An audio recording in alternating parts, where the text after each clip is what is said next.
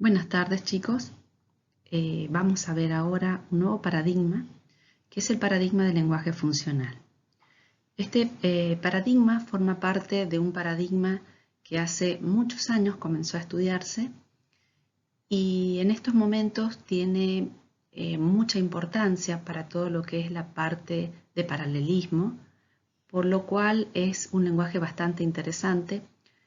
Sí vamos a tener que cambiar un poquito nuestras ideas con respecto a la programación para trabajar con este lenguaje.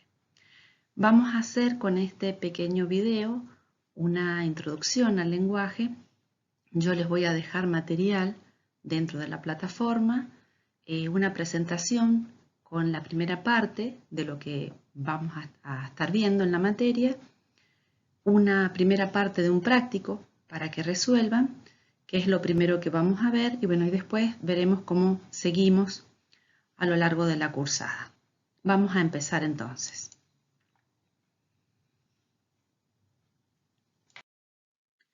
Vamos a ver un poquito de la historia de este paradigma. Tenemos que considerar que este paradigma se basa sobre todo en lo que son funciones de tipo matemáticas. Entonces, en los años ya finales de 1880, ya se estaban estudiando los matemáticos alguna forma de resolver a través de máquinas, detectar si, por ejemplo, un teorema podía ser resuelto o no, podía ser demostrado o no, a través de distintas maquinarias que se desarrollaban para aquel entonces. Recién, sobre los años 30, Church propone un modelo que estudia la computabilidad mediante el cálculo lambda. Este cálculo lambda ustedes lo van a ver después de qué se trata, no sé si ya lo vieron en alguna materia, pero si no lo van a ver en una materia que viene en el semestre que sigue, que es bastante interesante que no la analicen. En esa misma época aparecen Schnorr-Figel y Curry, que también ellos construyen los fundamentos de la lógica combinatoria. Esa lógica combinatoria de funciones nos va a servir también para la implementación de los lenguajes funcionales. Y es importante considerar a estas personas, sobre todo a lo que es Curry. Surge también sobre aquellos años la máquina de Turing. Turing también es un personaje bastante importante dentro de lo que es la parte de computación, la parte de computabilidad sobre todo. También van a estudiar la máquina de Turing en los años que siguen. Inclusive hay una película sobre la vida de este señor Turing que se encarga de la parte de codificación y decodificación de mensajes. Es bastante interesante para que después ustedes, si quieren, la busquen. Van a trabajar con él en las materias siguientes, el año que viene o el semestre que viene. Pero esta gente pone mucho énfasis en lo que va a ser la parte de la programación funcional. Recién en el año 50 aparece el primer lenguaje funcional, que es el lenguaje Lisp, creado por John McCarthy. Este lenguaje trabaja con listas, de hecho Lisp significa List Processing,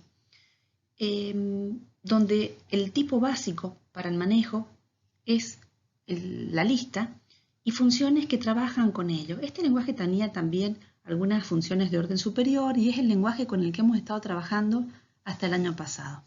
Este lenguaje fue muy fuerte y muy importante para todo lo que es el diseño de la inteligencia artificial.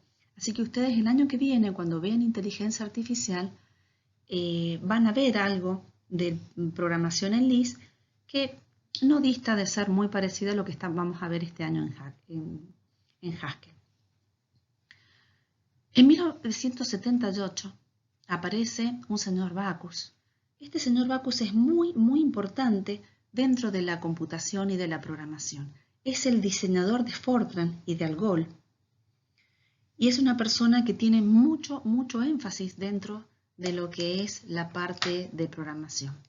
De hecho, Backus, en el año 1978, hace una publicación por la cual él gana el premio Turing, y esa publicación es un lenguaje que se llama Functional Programming, FP, que es el lenguaje que tiene todas las combinaciones de las funciones y toda la forma de trabajar la programación funcional con la que estamos trabajando hoy en día. Es la base de la programación funcional en sí, con todo lo que se necesita. ¿Qué pasaba? Este lenguaje Lisp que había diseñado John McCarthy tenía algunos inconvenientes. Seguía trabajando con los mismos problemas que tenían las máquinas de von Neumann. Las máquinas de von Neumann son aquellas que nos permiten trabajar con la programación imperativa.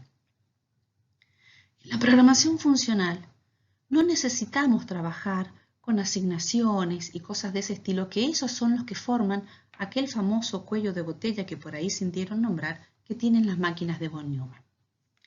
Este lenguaje que genera Bacchus en el año 78 ya no posee esa programación a través de la máquina de von Neumann. A partir de allí se crean y surgen diferentes lenguajes funcionales, por lo cual en el año 1978 se crea un comité de investigaciones que tiene el objeto de hacer un estándar de estos lenguajes funcionales. Fue así como se decide crear este lenguaje Haskell. ¿Y por qué Haskell? Porque Haskell era el nombre que tenía este señor Curry. Este señor Curry se llamaba Haskell Curry. Por eso fue importante y por eso lo coloqué dentro de la historia para que ustedes vieran cómo iba a influenciar este señor Curry al lenguaje Haskell, que es el que vamos a utilizar, dándole el nombre. Aparece en 1998 la primera versión de Haskell. La primera versión ya después de varios intentos. Existen versiones anteriores, la versión 98 es la 1.3. Acá se establecen varias consideraciones con las que vamos a ver una vez que entremos en la materia, y actualmente, a partir del 98, ha ido creciendo Haskell y la versión actual, que ustedes se pueden llegar a descargar, es la 8.6.5, que es la que está desde agosto del año pasado. ¿En qué se basa este lenguaje o este paradigma de programación? Este paradigma se basa en la definición de funciones. Voy a definir funciones y voy a llamar a funciones. Pero estas funciones son funciones de tipo matemática. Está trabajando bajo la teoría formal de funciones matemáticas. No estoy trabajando bajo las funciones que definía a lo mejor en algún otro lenguaje de programación procedural. Ahora las funciones son funciones como las funciones que tenemos ya definidas, como son el seno, coseno. Con ese tipo de funciones o de esa forma vamos a trabajar nuestras funciones. Se basa en la evaluación de funciones y el objetivo que tiene no es realizar cálculos muy extensos o cálculos muy complejos. No interesa, no es el objetivo fundamental de este lenguaje, sino realizar cálculos matemáticos. ¿Qué características tiene? Las características fundamentales que tiene y que son los que establecen como importancia a este paradigma es que solamente trabaja con funciones. Nada más que eso. Este lenguaje, que es un lenguaje puramente funcional, no tiene efectos secundarios. ¿Qué significa que no tiene efectos secundarios? Que cada vez que yo ejecute un programa, va a devolver un resultado. Y cuantas veces yo ejecute, siempre va a devolver el mismo resultado. Este devolver siempre el mismo resultado ante el mismo parámetro es lo que se llama transparencia referencial. Esa transparencia referencial la tienen solamente aquellos lenguajes que son lenguajes de tipo aplicativos puros, como es este lenguaje. También podemos decir que está estáticamente tipado. ¿Qué significa que esté estáticamente tipado? Significa que no hace falta que nosotros pongamos de qué tipo es una variable que esté utilizando. Directamente solo va a detectar cuando nosotros compilemos un programa, si el valor que tiene es un entero, va a detectar que es un entero y va a establecerse como entero y siempre va a ser un entero y no habrá forma de modificarlo. Así como un entero puede ser una cadena, lo que sea. Y ese tipo, eso que esté estáticamente tipado, significa que están almacenados, por lo tanto, dentro de la memoria estática. Esa inferencia de tipos que tiene permite que nuestro código pueda llegar a ser general sin que nosotros tengamos que poner énfasis en de qué tipo es el dato, solo lo va a detectar. Hablamos de la transparencia referencial también y dijimos que el valor depende de los valores de sus argumentos. No pueden modificar sus datos. Una de las características también muy importante que tiene es que tiene una evaluación perezosa. ¿Qué significa que sea una evaluación perezosa? Que no va a ejecutar funciones al menos que sea necesario que lo haga. Por ejemplo, algo muy utilizado es cuando yo estoy trabajando con operaciones lógicas y, por ejemplo, si quiero un OR, ya sé que si la primera opción es verdad, no necesito evaluar la siguiente para verificar que es verdad. No estoy obligado, de hecho, la programación funcional no evalúa la función siguiente.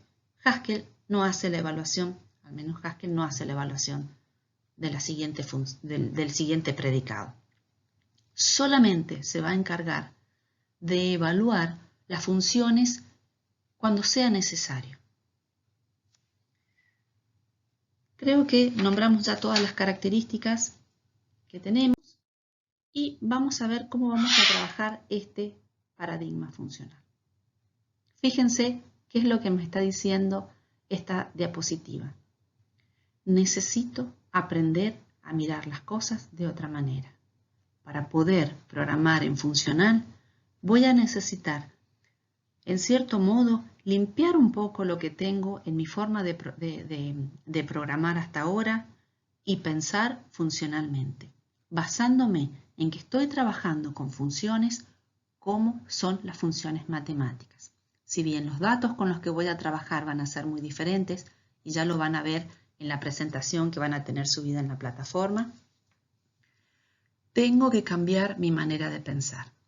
Estos lenguajes funcionales se caracterizan porque yo no tengo bucles ni ciclos, por lo tanto no va a aparecer while, no van a aparecer for. La única estructura de control con la que yo voy a trabajar es la recursión. Y eso es importante tenerlo en cuenta. Entonces tendré que lavarme un poco la cabeza y sacar todas las ideas de programación que tengo para poder pensar en funcional. ¿Qué vamos a necesitar para trabajar con Haskell? Vamos a necesitar un compilador Haskell. Tenemos el compilador GHC. Existen otros. Con este compilador es con el que hemos decidido trabajar para la materia. Lo pueden descargar directamente de internet. Hay con una versión para Windows y hay una versión también para Linux. Lo descargan simplemente y van a necesitar trabajar también con un editor de texto para cuando definamos nuestras funciones, definir las funciones en ese editor de texto, que puede ser un bloc de nota, no es necesario que sea nada complejo, y cada programita o función que definamos la vamos a definir con la extensión .hs.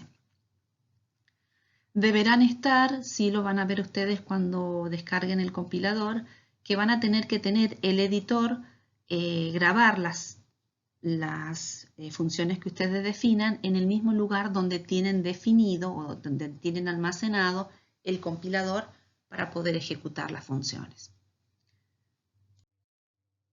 La plataforma, les muestro, yo la estoy trabajando directamente bajo Windows, pero no hay problema, la puedo trabajar directamente sin trabajarla desde Windows, trabajarla directamente desde desde internet también, no hace falta que la tengan por ahí guardada, y necesito el bloc de notas donde yo voy a ir escribiendo las funciones que yo defina y las voy a ir ejecutando acá adentro. Ya algunos irán descargándoselo para ir haciendo algunas pruebas.